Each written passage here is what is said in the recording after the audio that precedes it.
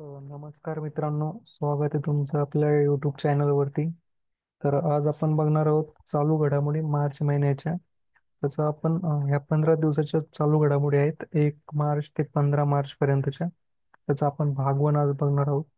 त्यामध्ये आपण बघणार आहोत अ, आंतरराष्ट्रीय घडामोडी, त्यानंतर काही राष्ट्रीय घडामोडी, त्यानंतर महाराष्ट्राच्या घडामोडी आहेत काही, आणि काही महत्त्वाच्या नियुक्त्या आहेत, आणि खेळ. एवढ्या गोष्टी आपण बघणार आहोत, आणि याची PDF सुद्धा तुम्हाला हे तर अवेलेबल करून दिले जाईल आपल्या वेबसाईटवरती आणि आपल्या टेलिग्रामवरती. तरी टेलिग्राम चॅनल आपले जॉईन करून ठेवा. तर चला आपण चालू करूया. सुरुवातीला आपण बघूया आंतरराष्ट्रीय घडामोडी. तर आपण चालू करूया.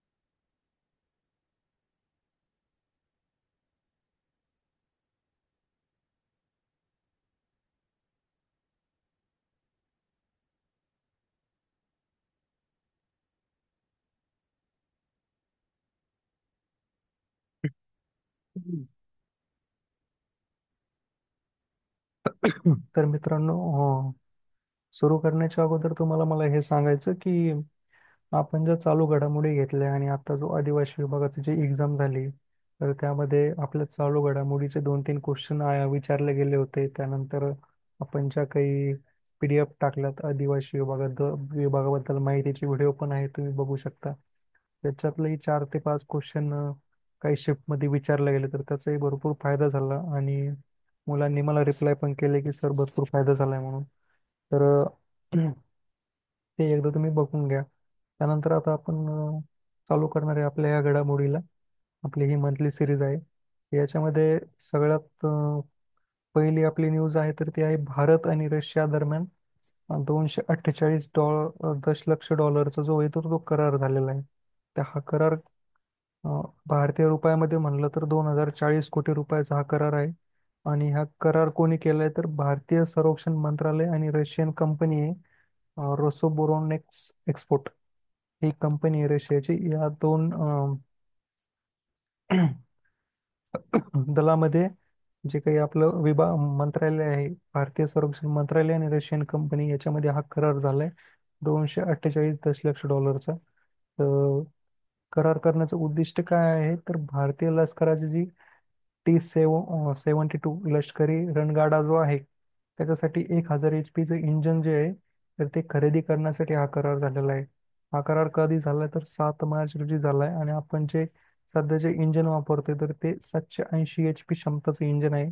नवीन जे इंजन मागितलेलं आहे ते आहे 1000 HP.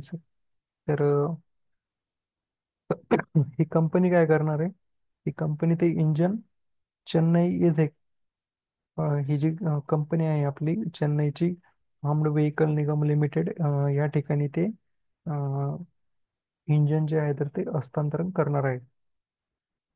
आपली जी पुढची न्यूज आहे ती आहे युरोपचा पहिला व्यावसायिक रॉकेट मिशन. युरोपने काय केलंय मित्रांनो, तर युरोपने त्यांचं पहिलं व्यावसायिक रॉकेट मिशन जे आहे तर ते यशस्वी लॉन्च केलंय.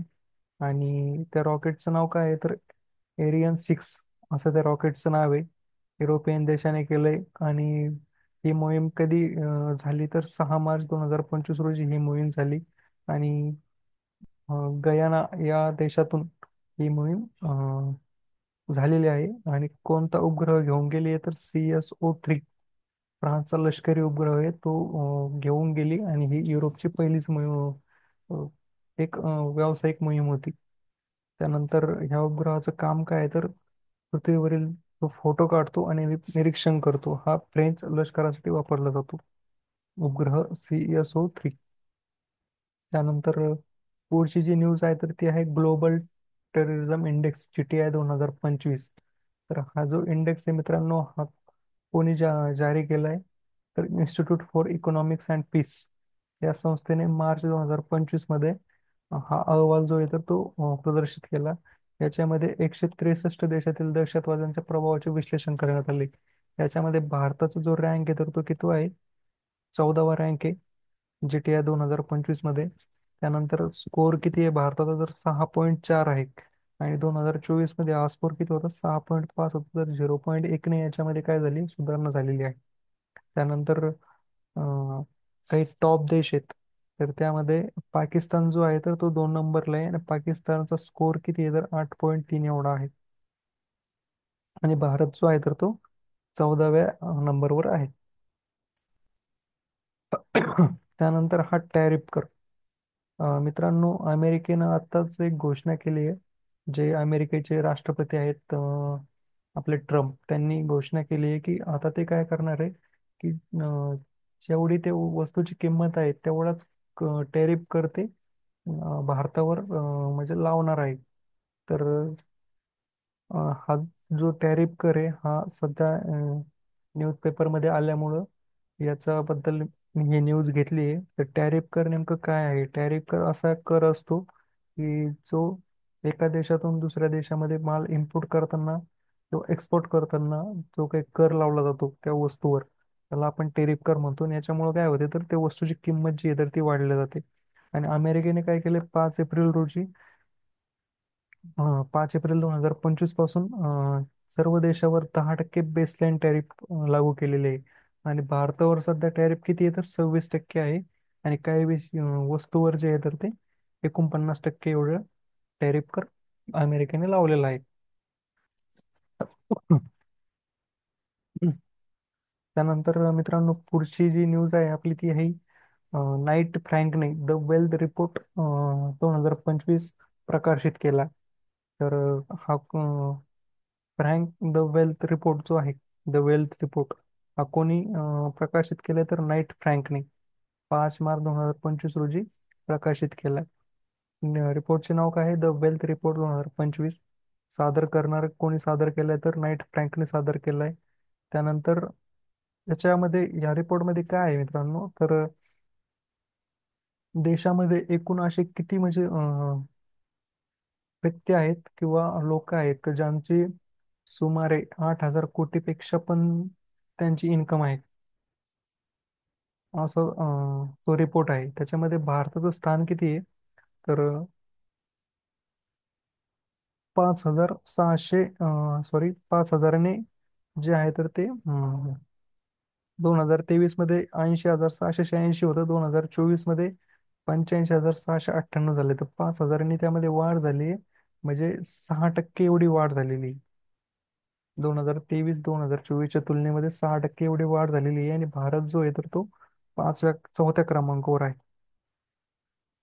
जो द वेल्थ रिपोर्ट आहे नाईट फ्रँकने प्रकाशित केलेला, तर त्यामध्ये भारत जो आहे तर तो 4थ्या क्रमांकावर आहे. आणि 1 नंबरवर कोण आहे? तर अमेरिका हा देश आहे. आणि जागतिक टक्केवारी जर बघायची झाली तर 3.7ने आपली टक्केवारी जी आहे तर ती वाढलेली आहे.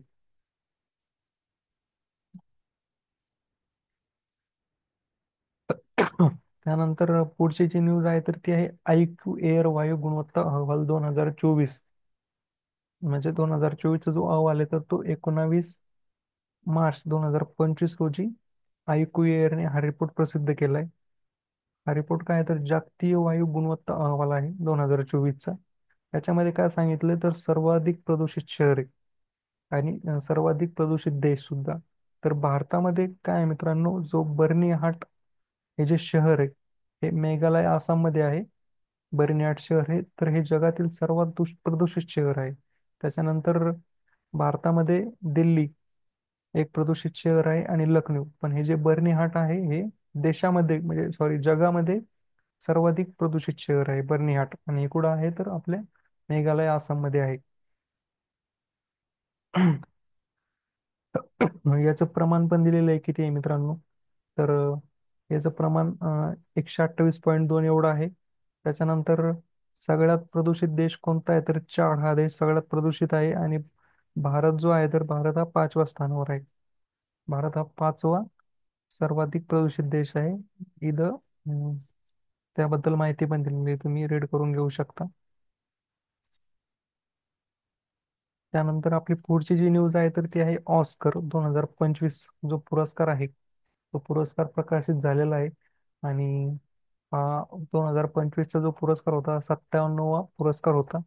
हा पुरस्कार कधी तर 2 मार्च रोजी हा पुरस्कार दिला गेला. त्यामध्ये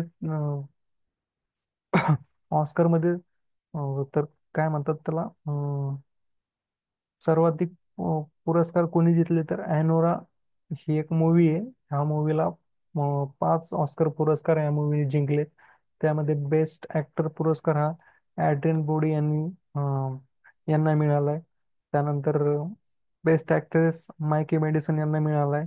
आणि बेस्ट कॉस्ट्युम डिझाईन पाऊल टॅजेवाल यांना मिळालाय.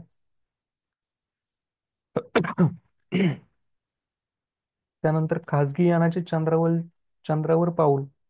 तर मित्रांनो, ह्यामध्ये काय सांगितलंय की ही एक खाजगी पहिलीच अशी चंद्र मोहीम आहे. पहिली खाजगी चंद्र मोहीम आहे, म्हणजे एका खाजगी कंपनीने स्वतःचं जे रॉकेट आहे तर ते चंद्रावर पाठवले. आणि हे कोणत्या देशाने पाठवले तर अमेरिकाने पाठवले. हे कुठून गेलंय तर फ्लोरिडा. फ्लोरिडा या ठिकाणाहून 15 जानेवारी 2025 रोजी ब्ल्यू गोस्ट तर ह्या प्रकल्पाचं नाव काय होतं, प्रोजेक्टचं नाव तर ब्ल्यू गोस्ट. या अवकाशयानाचे प्रक्षेपण करण्यात आले. तर खाजगी जे चंद्रयान झालंय त्याचं नाव काय आहे तर ब्लू गोस्ट आहे. आणि हे पहिलं चंद्रयान आहे जे की खाजगी आहे. कोणत्या कंपनीनं ही मोहीम राबवली तर फायरफ्लाय एरोस्पेस अमेरिकेची कंपनी आहे. त्या कंपनीने ही मोहीम जी आहे तर ती राबवलेली आहे. आणि पहिली खाजगी यशस्वी चंद्र मोहीम आहे. फायरफ्लाय एरोस्पेसने ब्लू गोस्ट लँडर मोहीम ही चंद्रावर यशस्वीपणे उतरणारी पहिली खाजगी मोहीम ठरली आहे. आणि याच्यामध्ये काय माहिती दिली मी की फायरफ्लाय एरोप्लेस ही अमेरिकेची कंपनी आहे. आणि याचे संस्थापक कोण आहे तर टॉर्मो मार्क्युसिक हे आहेत. आणि स्पेस एक्स तर आपल्याला माहितीच आहे, इलोन मस्कची कंपनी आहे.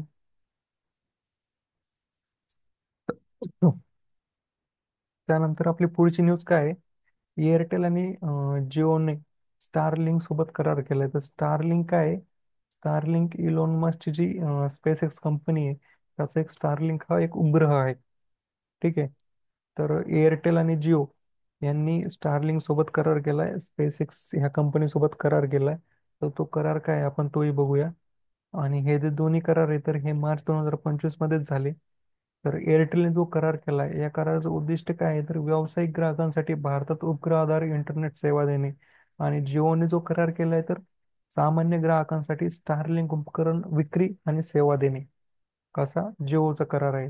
तर इथं एक्सप्लेन केलंय मी ते कसं आहे. तर बिझनेस ग्राहकांसाठी भारतात स्टारलिंक उपग्रह इंटरनेट सेवा देणे हा एअरटेलचा करार आहे. म्हणजे काय, एअरटेल हे स्टारलिंकचे भारतात व्यावसायिक सेवा आणि भागीदार असेल. त्यानंतर जिओने काय केले तर जिओ हा स्टारलिंकची उपकरणे जसं की डिश, मोडेम्स वगैरे जे काही असेल ते ग्राहकांना विकेल आणि त्यावर सर्व्हिसेस देईल. सामान्य भारतीय ग्राहकांना स्टारलिंक सेवा जिओ मार्फत मिळेल. हा तो करार आहे. चला मित्रांनो, पुढच्या आता आंतरराष्ट्रीय घडामोडी तर या 1 मार्च ते 15 मार्च पर्यंतच्या संपल्या. आणि आपण जे म्हणजे 15 मार्च पासून पुढचे जे आहे आपण भाग 2 मध्ये बघणार आहोत. तर आता आपण राष्ट्रीय घडामोडी बघूयात काय आहेत ते. तर राष्ट्रीय घडामोडी आहेत मित्रांनो, राष्ट्रीय सुपर कॉम्प्युटिंग मिशन याबद्दल ही एक न्यूज होती पेपरमध्ये, न्यूजपेपरमध्ये मी तीच कलेक्ट केली आहे. राष्ट्रीय सुपर कॉम्प्युटिंग मिशन. तर मित्रांनो, ही जी मोहीम आहे, हे जे मिशन आहे हे कधी सुरू झाले तर एप्रिल 2015 मध्ये भारत सरकारने सुरू केलं. याच्यासाठी 4500 कोटीचा निधी जो आहे तर तो मंजूर केला होता भारत सरकारने नॅशनल सुपर कॉम्प्युटिंग मिशनसाठी. आणि याचं उद्दिष्ट काय आहे तर देशातील शैक्षणिक संस्था, संशोधन संस्था, MSME आणि स्टार्टअप्सना सुपर कॉम्प्युटिंग सुविधा उपलब्ध करून देणे. आणि सगळ्यात महत्त्वाचं म्हणजे सगळ्यात महत्त्वाचा पॉईंट हा आहे, भारतामध्ये किती सुपर कॉम्प्युटर्स आहेत तर मार्च 2025 पर्यंत 34 सुपर कॉम्प्युटर्स भारतामध्ये आहे. ते स्वतः भारताचे आहेत आणि याची क्षमता 35 पेटाफ्लॉप्स.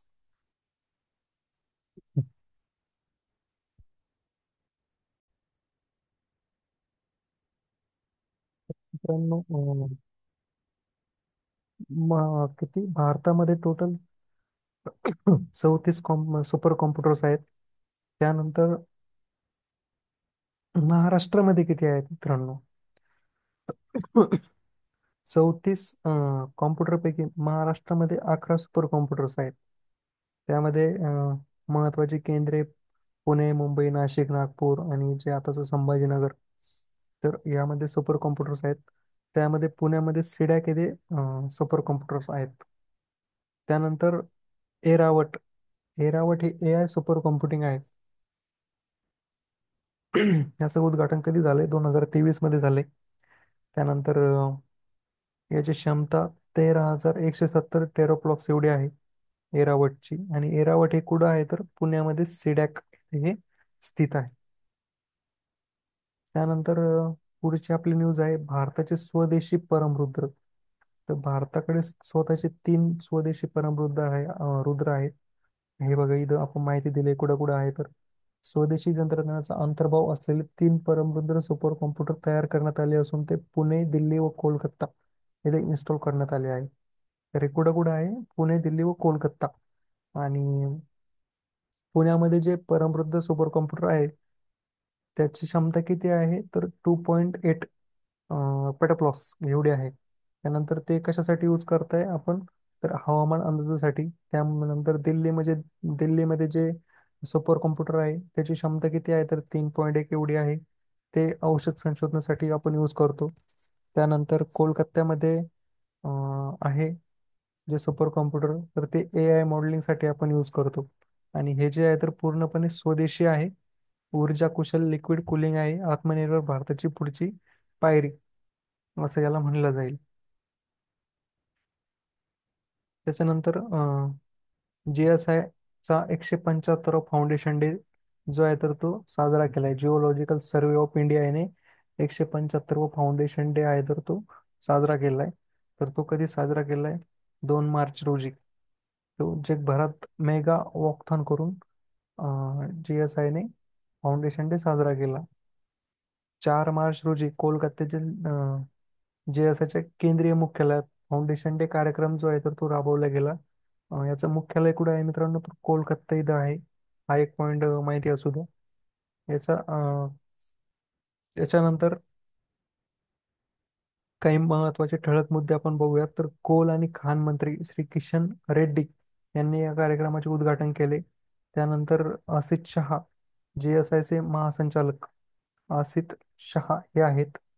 त्यानंतर GSI ने 175 वर्ष जे आहे तर ते भूविज्ञान क्षेत्रामध्ये त्यांचं योगदान राहिलेलं आहे. तर ही जी कंपनी मित्रांनो कधी सुरू झाली होती? GSI 1851 मध्ये सर थॉमस ऑल्डहॅम यांनी ही कंपनी सुरू केली. आणि या कंपनीने भूविज्ञान खनिज क्षेत्रामध्ये चांगली कामगिरी आपली बजावलेली आहे. त्यानंतर त्यानंतर मित्रांनो, पुढची जी न्यूज आहे ती आहे देअल साई हे जे पुस्तक आहे मित्रांनो, हे पुस्तक याचे लेखक कोण आहे? तर नोबेल शांतता पुरस्कार विजेते कैलास सत्यार्थी यांचं हे देअल साई हे पुस्तक आहे. तर हे माहिती असू द्या, कारण आगामी एक्झामला हा क्वेश्चन एक इम्पॉर्टंट म्हणून येऊ शकतो. त्याला आपण IMP असं म्हणू शकतो. हा क्वेश्चन विचारला जाऊ शकतो. देअल साई पुस्तकाचे लेखक कोण आहे? तर कैलास सत्यार्थी आहेत. आणि याचं उद्दिष्ट काय आहे? पुस्तकामध्ये काय लिहिलेलं आहे? तर बाल कामगार मुक्ती, सामाजिक न्याय व जागतिक करुणा यावर आधारित आहे. वाटलं तर तुम्ही याबद्दल अजून काही इम्पॉर्टंट माहिती घेऊ शकता. त्यानंतर पुढची जी न्यूज आहे तर ती सशक्त पंचायत नेत्री अभियान कार्यशाळा. तर ही मित्रांनो कार्यशाळा कशाबद्दल? सशक्त पंचायत नेत्री अभियानाची कार्यशाळा आहे. वर्कशॉप म्हणतो आपण त्याला, ज्याला म्हणतो ते आहे. तर हे जे अभियान आहे हे 1 वर्ष अगोदरच सुरू झालेलं आहे. याची आता वर्कशॉप आहे. तर हे जे वर्कशॉप आहे हे कोणत्या मंत्रालयाने आयोजित केले? तर पंचायती राज मंत्रालय यांनी ते आयोजित केलंय 4 मार्च रोजी दिल्लीमध्ये. तर याचं उद्दिष्ट काय आहे? महिला पंचायती राज प्रतिनिधींची नेतृत्व क्षमता वाढवणे, निर्णय क्षमता सुधारण्यासाठी प्रशिक्षण मॉडेल तयार करणे, ग्रामीण स्थानिक प्रशासनात महिलांचा सक्रिय सहभाग सुनिश्चित करणे.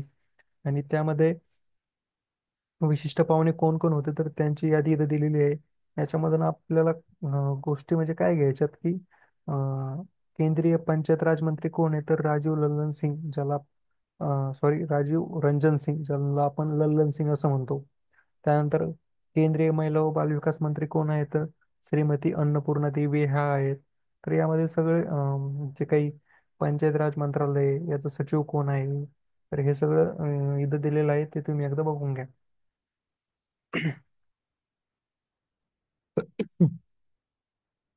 त्यानंतर आपली पुढची जी न्यूज आहे तर ते एक संयुक्त विशेष दल सराव याबद्दल आहे. Exercise reset Hunt 2025. तर हा एक सराव आहे मित्रांनो. विशेष दलाचा सराव आहे हा. तर ह्या सरावाचं नाव काय आहे तर exercise reset Hunt integrated tree service special force exercise reset Hunt असं हे सरावाचं नाव आहे. आणि हा जो सराव आहे तर तो एअरफोर्स स्टेशन जोधपूर इथे हा सराव पार पडलाय 24 ते 28 फेब्रुवारी दरम्यान. आणि कोणकोणते दल यामध्ये सहभागी होते तर भारतीय सेना, भारतीय नौदल, तर भारतीय वायुदल तिन्ही पण दल यामध्ये सहभागी होते. त्यानंतर पुढची जी न्यूज आहे तर आशियाई सिंहाची 16वी जी जनगणना आहे मित्रांनो, मे 2025 मध्ये होणार आहे अशी घोषणा कोणी केली आहे तर आपले जे पंतप्रधान आहेत नरेंद्र मोदी यांनी घोषणा केली आहे. मे मध्ये 16वी जनगणना, सिंहाची 16वी जनगणना घेतल्या जाईल असं त्यांनी राष्ट्रीय वन्यजीव मंडळाच्या बैठकीत घोषणा केली. आणि त्यांनी ह्या वर्षीसाठी सिंहाच्या संवर्धनासाठी 2900 कोटी एवढा निधी जो आहे तर तो मंजूर केलाय. आणि सगळ्यात महत्त्वाचा हा एक आपला पॉइंट आहे तर तमिळनाडूतील कोइंबतूर येथे सॅकॉनला काय म्हणता येईल की मानव वन्यजीव संघर्ष व्यवस्थापनासाठी एक उत्कृष्ट केंद्र स्थापन करणार आहेत. पुढं करणार आहे तर तमिळनाडू येथे सॅकॉनचे केंद्र आहे. कशासाठी? मानव वन्यजीव संघर्ष व्यवस्थापनासाठी हे केंद्र तमिळनाडू येथे सुरू होणार आहे. त्यानंतर ही जी घोषणा केली, ही घोषणा राष्ट्रीय वन्यजीव मंडळाची बैठक होती. ती किती बैठक होती? 7वी बैठक कुठं झाली? गुजरातमध्ये झाली. गुजरातच्या सोनगढ इथे आयोजित होती. त्यावेळी त्यांनी ही घोषणा जी आहे तर ती केलेली आहे. त्यानंतर गुजरातमध्ये आशियाई सिंहाचे संवर्धन करण्यासाठी सिंह प्रकल्प अंतर्गत केंद्राने 2900 कोटी रुपये एवढी निधी जो जो आहे तर तो मंजूर केलाय. आणि गुजरातमध्ये सध्या 53 तालुक्यामध्ये 30,000 चौरस किलोमीटर क्षेत्रात आशियाई सिंहाचे वास्तव्य जे आहेत तर आहेत. त्यानंतर पुढची जी न्यूज आहे मित्रांनो ती आहे वन्यजीव संरक्षण केंद्र वनतारा. वनताराचे जे आहे तर ते उद्घाटन झाले. आणि वनतारा हे जे संरक्षण केंद्र आहे तर हे एक खाजगी संरक्षण केंद्र आहे. आणि कोणाच्या मालकीचं आहे तर आपले जे रिलायन्स कंपनी आहे अनंत अंबानी यांची, यांच्या मालकीचं हे वनतारा वन्यजीव संरक्षण केंद्र आहे. याचं क्षेत्रफळ जे आहे तर ते आहे 3000 एकर. आणि हे वनतारा संरक्षण केंद्र जामनगर गुजरात येथे आहे. त्यानंतर त्यांना प्राणीमित्र राष्ट्रीय पुरस्कार सुद्धा भारत सरकारने दिलेला आहे. आणि हे जे आहे तर हे एक प्रमुख प्रकल्प कशासाठी आहे? जगातील सर्वात मोठा चित्त संरक्षण प्रकल्प येथे आहे वनतारामध्ये. त्यानंतर याचं उद्घाटन कधी केलंय तर 4 मार्च 2025 रोजी केलंय, जागतिक वन्यजीव जीव दिनी. त्यानंतर उद्घाटनचे पाहुणे म्हणून कोण होते तर आपले पंतप्रधान नरेंद्र मोदी हे होते. आणि स्थळ जे आहे तर गुजरात जामनगर येथे आहे. आणि त्यामध्ये मोदींनी काय केलंय तर आशियाई सिंहाचा बछडा, पांढऱ्या सिंहाचा बछडा आणि अत्यंत दुर्मिळ क्लाउड बिबट्याच्या पिल्लांना त्यांनी दूध पाजले. त्याचे फोटो पण होते, ते फोटो मी त्या टाकायचं विसरलो, तुम्ही बघून घ्या. त्यानंतर डॉल्फिनची गणना करण्यात आली मित्रांनो. तर डॉल्फिनची गणना एक 3 वर्षामध्ये ही गणना करण्यात आली. आणि याचा जो काय म्हणता येईल गणनेचा अहवाल निकाल जो आहे तर तो 3 मार्च रोजी पंतप्रधानांनी जाहीर केलाय. ही गणना कधी झाली तर 21 ते 23 या कालावधीमध्ये ही गणना पूर्ण झाली. त्यानंतर या गणनामध्ये 58 नद्यांचे मूल्यांकन करण्यात आले. त्यामध्ये ज्या मेन नद्या आहेत आपल्या गंगा, ब्रह्मपुत्रा, या नद्यांच्या काही उपनद्या, अं, गंगा, ब्रह्मपुत्रा आणि कोणती नदी आहे आपली, सिंध नदी. तर या नद्याच्या उपनद्या, याच्यामध्ये ही जी डॉल्फिनची गणना आहे तर ती करण्यात आली. त्यामध्ये त्यामध्ये किती डॉल्फिन मिळाले तर एकूण ह्या नद्यामध्ये डॉल्फिन मिळाले, भारताच्या नद्यामध्ये 6327 डॉल्फिन मिळाले. त्यात गंगा या नदीमध्ये 6324, तर जी ब्यास नदी जी आहे यामध्ये 3 डॉल्फिन जे आहे तर ते मिळाले.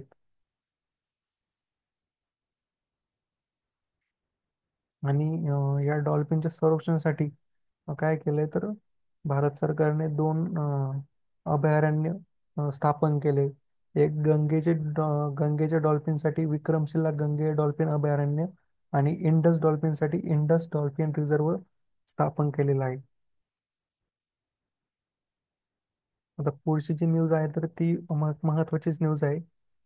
प्रधानमंत्री पोषण शक्ती निर्माण योजनेमध्ये काय केलंय तर एक दरवाढ करण्यात आली. दरवाढ म्हणजे नेमकं काय झालंय, 1 मार्च 2025 पासून म्हणजे आपले जे शाळामध्ये 1ली ते 8वी पर्यंतच्या ज्या मुलांना अं, खिचडी वगैरे मिळते, तर ते त्यामध्ये त्यांनी काही वाढ केली आहे आता. म्हणजे आधी काय होतं, म्हणजे कसं आहे ते की 1ली ते 5वी साठी दररोज एका प्रत्येकी विद्यार्थ्याला 100 ग्राम एवढा तांदूळ दिला जातो, ठीक आहे, म्हणजे खिचडी दिली जाते. तर त्याची जो रेट आहे तो किती होता आधी, म्हणजे एका विद्यार्थ्याला समजा 4 रुपये आपण खर्च करतोय, तर त्यामध्ये त्यांनी आता 0.75 पैसे, म्हणजे सॉरी 74 पैसे एवढी त्यांनी वाढ केली. आणि 1ली ते 5वी साठी आणि 4 रुपये 74 पैसे ते काय करतात आता एका विद्यार्थ्यासाठी खर्च करतात. म्हणजे 0.74 एवढी वाढ केली. आणि 6वी ते 8वी साठी ते एक 150 ग्रॅम तांदूळ प्रत्येक विद्यार्थ्यांना देत आहे. तर त्यामध्ये त्यांनी काय केलं, आधी 5 रुपये एवढा ते देत होते, आता ते 1.12 रुपये एवढी वाढ केली आणि 6.12 रुपये आता सध्याची जी आहे तर तिथे मुलांना तांदूळ देत आहेत. त्यानंतर हा एक महत्वाचा पॉइंट की विचारलं जाऊ शकतं, प्रधानमंत्री पोषण शक्ती निर्माण जी योजना आहे, या योजनेअंतर्गत कितवीच्या विद्यार्थ्यांना, म्हणजे कितवीच्या विद्यार्थ्यांना योजना म्हणजे लाभ दिला जातो, तर 1ली ते 8वी या वर्गातील विद्यार्थ्यांना या योजनेचा लाभ दिला जातो. आपण 1ली ते 5वी किंवा 7वी असं ऑप्शन राहू शकतं, तर 1ली ते 8वी हा पॉईंट लक्षात असू द्या. त्यानंतर फेब्रुवारी 2025 मध्ये या वाढीचा जो निर्णय आहे तर तो निर्णय झालेला आहे. आणि केंद्र शासनाने योजनेअंतर्गत 27 नोव्हेंबर 2024 रोजी मूळ मंजुरी दिल्यानंतर हा राज्य निर्णय घेण्यात आलेला आहे. आणि पोषण आहारामध्ये विद्यार्थ्यांच्या उपस्थिती आणि शैक्षणिक कामगिरीमध्ये 15% सुधारणा झालेली आहे. त्यानंतर पुढची जी न्यूज आहे आपली तर ती आहे साहित्य महोत्सव 2025, ज्याला आपण साहित्य अकादमी पुरस्कार ज्याला आपण म्हणतो, तो साहित्य अकादमी 2025 ते त्याला काय म्हणले, festival of letters. Festival of letter काय म्हणले, कारण हा 23 भाषामध्ये जो पुरस्कार आहे तर तो दिला जातो, त्याच्यामुळे याला फेस्टिवल ऑफ लेटर म्हणले. आणि हा पुरस्कार सोहळा कुठं पार पडला तर नवी दिल्ली येथे 7 मार्च ते 12 मार्च दरम्यान पार पडलाय साहित्य अकादमीने, ठीक आहे. आणि या पुरस्काराचं स्वरूप काय आहे तर प्रत्येक विजयाला 1 लाख रोख रक्कम, शाल आणि सन्मान चिन्ह जे आहे तर ते दिले जातं. 2025 ची थीम काय होती, भारतीय साहित्य परंपरा, वारसा आणि परिवर्तन. 23 भाषामध्ये उत्कृष्ट साहित्य कृतींना हा जो पुरस्कार आहे तर तो दिला जातो. याचे प्रमुख पाहुणे कोण होते तर नाटककार महेश दत्तानी हे होते. आणि साहित्य अकादमी पुरस्कार 2024 मध्ये एकूण 23 पुरस्कार जे आहेत तर ते दिले गेलेले आहेत. पण त्यापैकी इथे मी काही महत्त्वाचे पुरस्कार घेतलेले आहेत, फक्त महत्त्वाचेच घेतले, बाकी तुम्हाला बघायचे तर तुम्हाला ते मिळून जातील, ते बघून घ्या तुम्ही. त्यामध्ये सगळ्यात महत्त्वाचा पुरस्कार जो आहे तर तो आहे आपला मराठी मराठी बिंदांचे गद्यरूप या पुस्तकासाठी मिळालेला पुरस्कार आहे. आणि तो कोणाला मिळालाय तर सुधीर रसा यांना मिळालाय. त्यानंतर इंग्रजी कादंबरीसाठी पुरस्कार मिळालाय. ती कादंबरी कोणती आहे तर स्प्लिट नाईट्स एक महत्वाचं आहे. त्यानंतर हिंदीमध्ये एक कविता आहे, मै जब तक मैं बहार, गगन गिल यांची, त्यांना सुद्धा पुरस्कार मिळालाय. तर हे पॉईंट तुम्ही बघून घ्या. त्यानंतर उड्डाण यात्री कॅफेचे उद्घाटन जे आहे तर ते उद्घाटन झालेले आहे. तर याबद्दल माहिती मी आतापर्यंत किती ठिकाणी किती विमानतळावर उड्डाण यात्री कॅफेचे उद्घाटन झाले तर याचा एक पॉइंट घेतलाय. 29 डिसेंबर 2024 रोजी कोलकातामध्ये सर्वात प्रथम कोलकातापासून याची सुरुवात झाली उड्डाण यात्री कॅफेच्या उद्घाटनाची. आणि ते कोणनी केलंय तर नागरी विमान वाहतूक मंत्री श्रीराम मोहन नायडू यांनी केलंय. आणि विमानतळाचे नाव इथे दिलेलं आहे. त्यानंतर चेन्नईमध्ये झाला आणि त्यानंतर आता अहमदाबाद गुजरात येथे सुद्धा त्यांनी या कॅफेचं उद्घाटन जे आहे तर ते केलेलं आहे. आणि याचं वैशिष्ट्य काय आहे तर एक जे प्रवासी आहेत त्या प्रवाशांना एक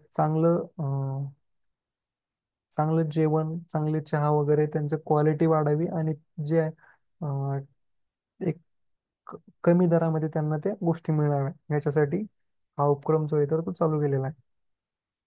त्यानंतर पुढची जी न्यूज आहे ती आहे ट्रोपेक्स 2025. तर यामध्ये काय आहे, हा जो सराव आहे ट्रोपेक्स सराव आहे, हा सराव जानेवारी ते मार्च 3 महिन्याचा चालणारा हा सराव आहे. हा मोठा सराव आहे. हा सरावाचं स्थान म्हणजे हा सराव कुठं झाला तर हिंदी महासागर, अरबी महासागर, बंगालचा उपसागर म्हणजे संपूर्ण हिंदी महासागरात मध्ये हा जो सराव आहे तर तो झालाय. भारतीय नौदलाच्या युद्ध सज्जता तपासणे, संयुक्त ऑपरेशन मध्ये समन्वय वाढवणे, विविध युद्धतंत्राची चाचणी घेणे यामध्ये म्हणजे हा जो सराव आहे हा फक्त आपल्या भारतीय नौदलामध्ये आणि वायुदल त्यानंतर आर्मी यांच्यामध्ये झालेला एक सराव आहे. आणि हा सराव जो आहे तर तो 3 महिने चाललेला आहे. 2 वर्षांनी हा सराव आयोजित केला जातो.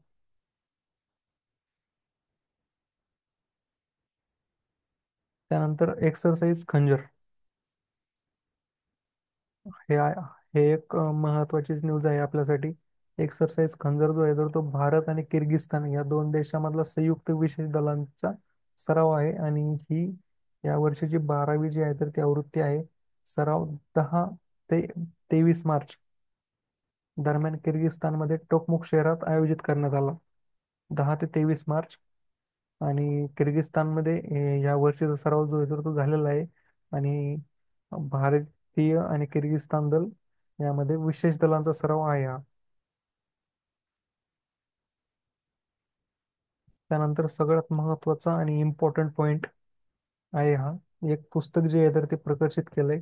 त्या पुस्तकाचं नाव काय आहे तर संविधान सभेतील महिलांचे जीवन आणि त्यांचे योगदान हे त्या पुस्तकाचे नाव आहे. इंग्लिशमध्ये त्याचं नाव काय तर the life and contribution of the woman members of the constituent assembly. त्यानंतर हे पुस्तक कधी प्रकाशित केलंय तर 8 मार्च 2025 आंतरराष्ट्रीय महिला दिनाच्या दिवशी हे पुस्तक प्रकाशित केलंय. कोणी केलंय? कायदा व न्याय मंत्रालय विधी विभाग यांनी हे केलंय. हे पुस्तक का प्रकाशित केलं गेलं सगळ्यात महत्वाचं म्हणजे संविधान तयार करणाऱ्या संविधान सभेत एकूण 15 महिला सदस्य होत्या. या महिलांनी भारताच्या संविधान अनेक महत्वपूर्ण मुद्द्यावर काम केलंय. त्या महिलांचे योगदान, विचार इतिहासात लक्षात राहावा म्हणून हे पुस्तक प्रकाशित केले गेले. या पुस्तकामध्ये काय दिलंय मित्रांनो, त्या 15 महिलांच्या सदस्यांची माहिती, त्यांची जीवनकथा, त्यांनी संविधानात दिलेले योगदान, त्यांनी दिलेले महत्वाची भाषणे, विचार, सामाजिक कार्य, स्त्री पुरुष समानता, दलित हक्क, शिक्षण, आरोग्य, धर्मनिरपेक्षा यांसारख्या मुद्द्यावरील त्यांच्या भूमिका आणि हे आहे ते पुस्तक. त्यानंतर मी 15 ज्या काही सदस्य महिला होत्या त्यांची यादी पण इथे दिली आहे. तुम्ही ती यादी पण बघून घ्या.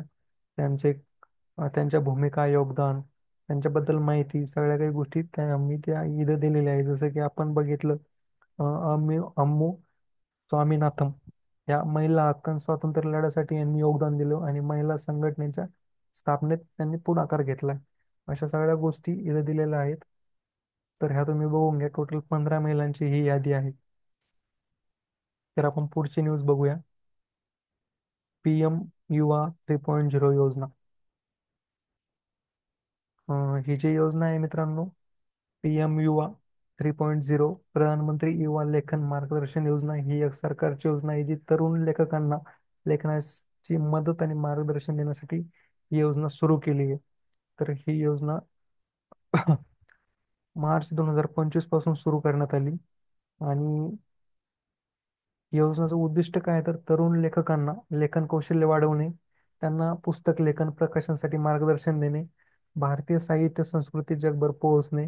आणि जर याच्यामध्ये निवड झाली तर याच्यामध्ये ते 50 लेखकांची निवड करणार आहे आणि 50 लेखकांना 6 महिन्यासाठी 50,000 एवढं प्रति महिना त्यांना वेतन ते तर दिलं जाणार आहे. त्यानंतर यामध्ये एकूण 22 ज्या भाषा आहेत, तर 22 भाषामध्ये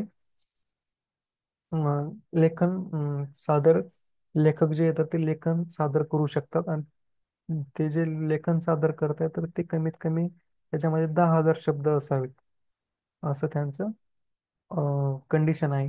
त्यामध्ये 50 लेखकांची जी निवड केली जाणार तर ती अ, म्हणजे या 3 टॉपिक नुसार केली जाणार आहे. त्यामध्ये भारतीय डायस्पोरासाठी 10 लेखक, भारतीय ज्ञानप्रणालीचे 20 लेखक आणि आधुनिक भारताचे निर्माते यांचे 20 लेखक, असे ते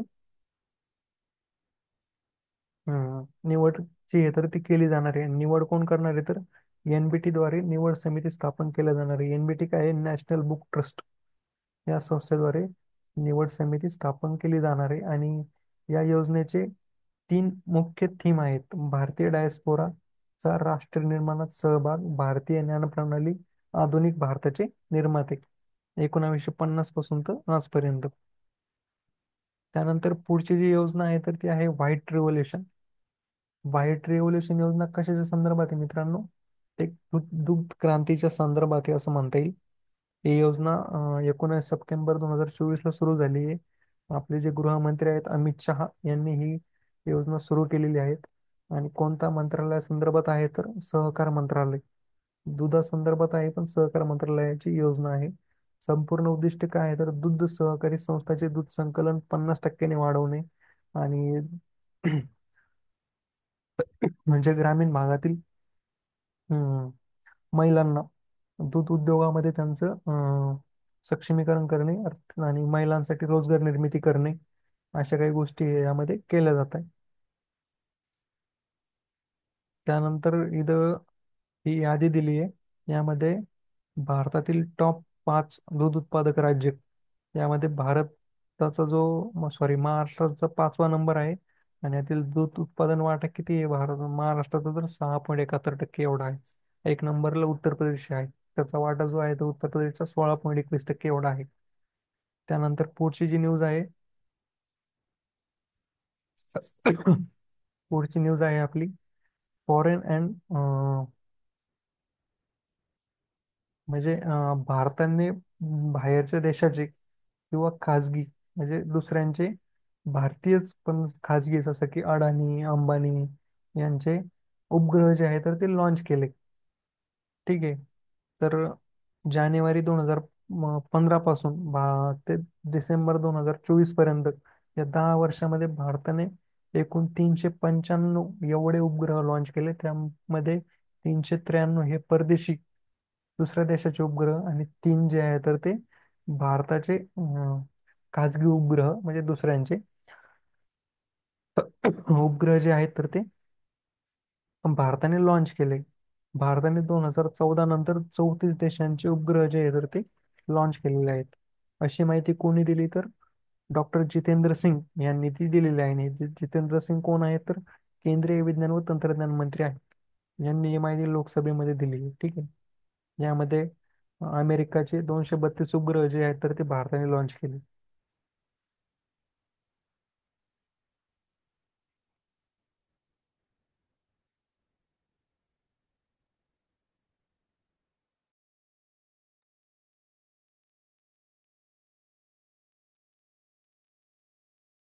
त्यानंतर आता आपण महाराष्ट्राबद्दल काही घडामोडी बघूया.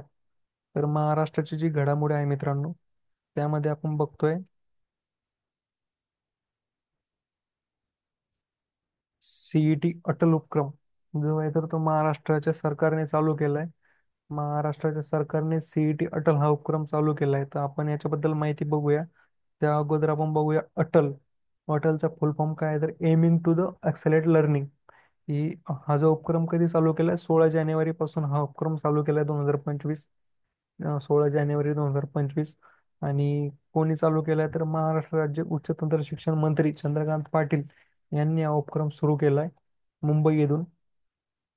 याचा उद्दिष्ट काय आहे तर मॉक टेस्ट घेणे, सायमोट्रिक चाचण्या घेणे, करिअर मार्गदर्शन करणे, असा या सीईटी अटलच्या उद्दिष्ट आहे या उपक्रमाचे. आणि चंद्रकांत पाटील उच्च व तंत्र शिक्षण मंत्री यांनी हा उपक्रम हाती घेतलाय. आणि सीईटी चे सेल आयुक्त कोण आहेत तर दिलीप सरदेसाई IAS हे आहेत. इथं क्वेश्चन काय येऊ शकतो मित्रांनो, सीईटी अटल उपक्रम हा कोणत्या राज्याने सीईटी अटल उपक्रम हा कोणत्या राज्याने म्हणजे सुरू केलाय? त्यामध्ये महाराष्ट्र आणि आसपासचे राज्य येऊ शकतात. तर एवढं लक्षात असू द्या की महाराष्ट्राने चालू केलाय म्हणून सीईटी अटल, आणि कशा संदर्भात आहे ते लक्षात असू द्या.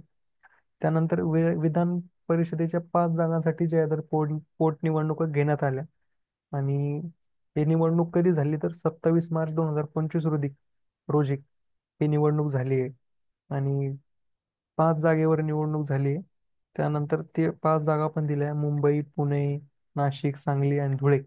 या 5 जागेवर त्या निवडणुका ज्या आहेत तर ते झाल्या. आणि अं, ह्या निवडणुका झाल्या का तर झालं काय की विधान परिषदेचे जे सदस्य होते त्यांची लोकसभा किंवा विधानसभेवर निवड झाली.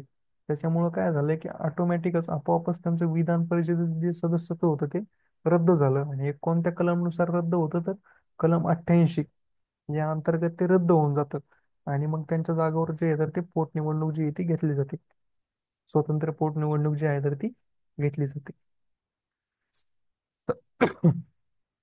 त्यानंतर पुढची जी न्यूज आहे तर ती महात्मा ज्योतिराव फुले जन आरोग्य योजना.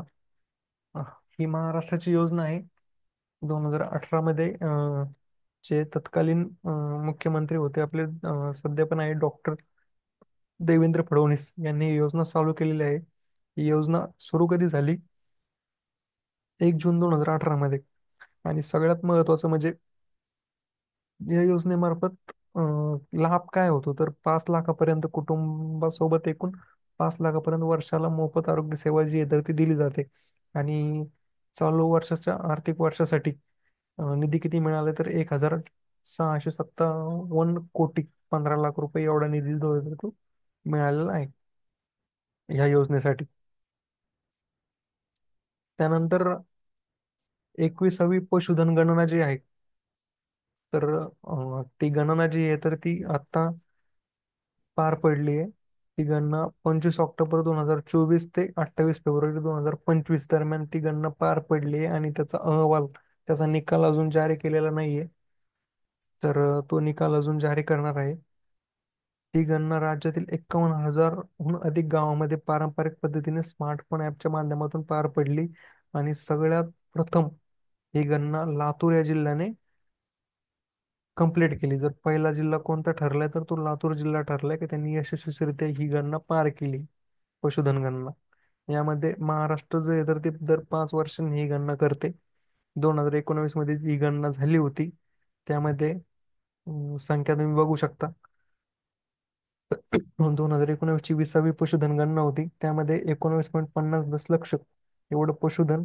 आणि त्यापैकी 13.90 दशलक्ष गुरे तर 5.60 दशलक्ष म्हशी होत्या.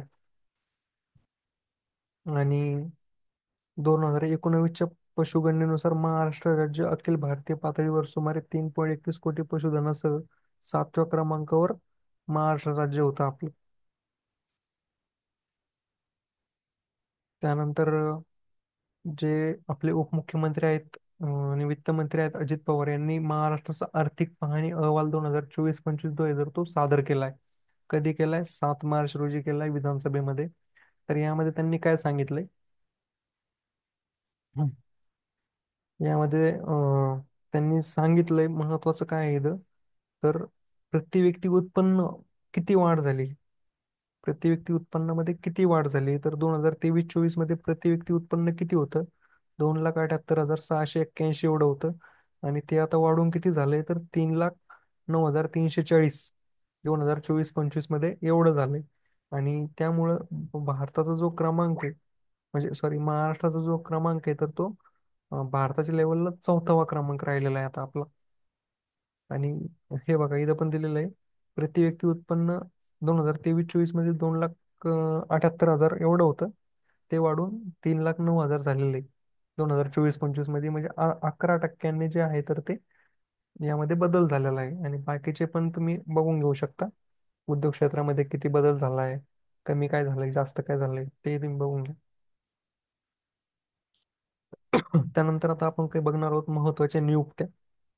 महत्वाच्या काय काय नियुक्त्या झाल्या, तर पहिली जी नियुक्ती आहे मित्रांनो ती आहे तुहिन कांता पांडे. सेमीच्या अध्यक्षपदी जे आहे तर ते त्यांची नियुक्ती करण्यात आलेली आहे. तुहित कांता पांडे हे भारतीय प्रशासकीय सेवेतील 1987च्या ओडिशा कॅडरचे अधिकारी आहेत.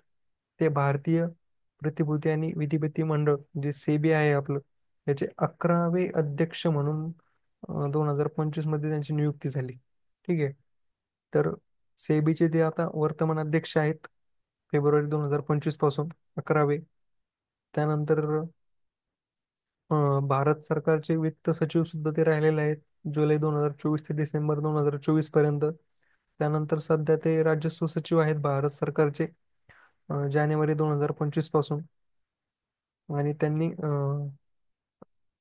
काय डिपम सचिव सुद्धा ते राहिलेले आहेत, department of investment and public asset मॅनेजमेंटचे सचिव सुद्धा ते राहिलेले आहेत.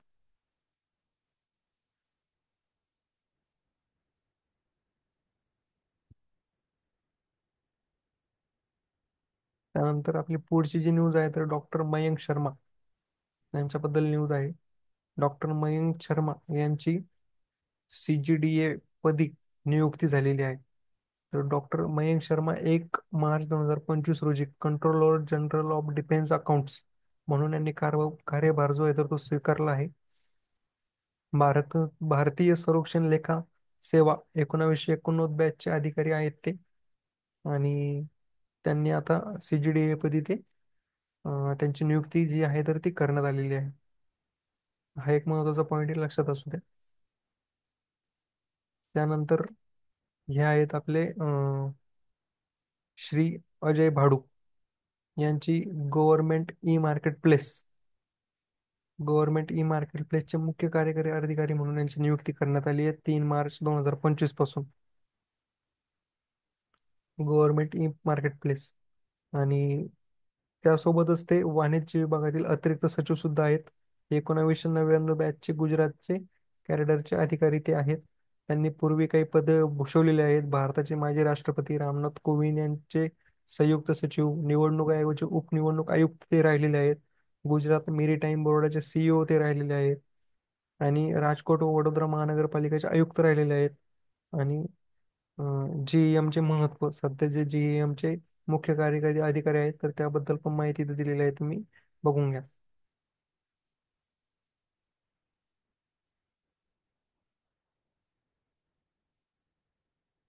त्यानंतर पद्माकर शिवलकर यांचं निधन झालंय. पद्माकर शिवलकर हे एक क्रिकेटपटू होते. 3 मार्च 2025 रोजी यांचं 84व्या वर्षी निधन जे आहे तर ते मुंबईमध्ये झालेलं आहे. आणि हे मुंबईचे आहेत त्यामुळं हा पॉईंट जो आहे तर तो एक महत्वाचा पॉईंट आहे. पद्माकर काशीनाथ शिवलकर यांचा जन्म 14 सप्टेंबर 1940 चा जन्म आहे. आणि मुंबई रणजी संघासाठी 20 वर्ष डावखुरा फिरकी गोलंदाज म्हणून त्यांना ओळखलं जातं.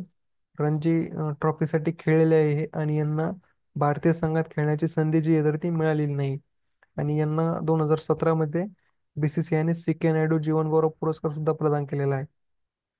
आणि निवृत्तीनंतर शिवाजी पार्क येथे प्रशिक्षक म्हणून ते कार्यरत होते.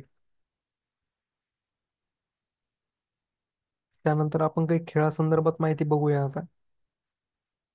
तर रणजी ट्रॉफी, आपल्याला जी माहिती बघायची आता ती आहे रणजी ट्रॉफी बद्दल.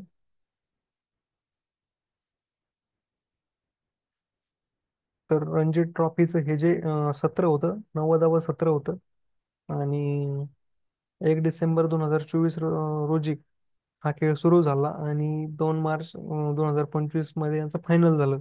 एकूण 38 संघाने रणजी ट्रॉफी मध्ये भाग घेतला होता. यामध्ये विजेता ठरलेला संघ जो आहे तर तो विदर्भ आहे. आणि उपविजेता ठरलेला जो आहे तर तो केरळ हा आहे. त्यामध्ये अं, म्हणजे फायनल कुठं झाली तर नागपूर येथे झालेली आहे. त्यानंतर रणजी ट्रॉफीची बक्षिसाची रक्कम किती आहे तर विजेत्याला 2 कोटी मिळतात. आणि उपविजेत्याला 1 कोटी एवढं बक्षीस जे आहे तर ते दिलं जातं. त्यानंतर पुढची जी न्यूज आहे ती आहे खेलो इंडिया पॅरो गेम्स. ही स्पर्धा कधी झाली? 20 ते 27 मार्च मध्ये झाली. याचं ठिकाण पण दिलेलं आहे. अं, त्यानंतर 3 ठिकाणी झाली. Jawaharlal Nehru stadium, I G stadium, Karni Singh shooting range.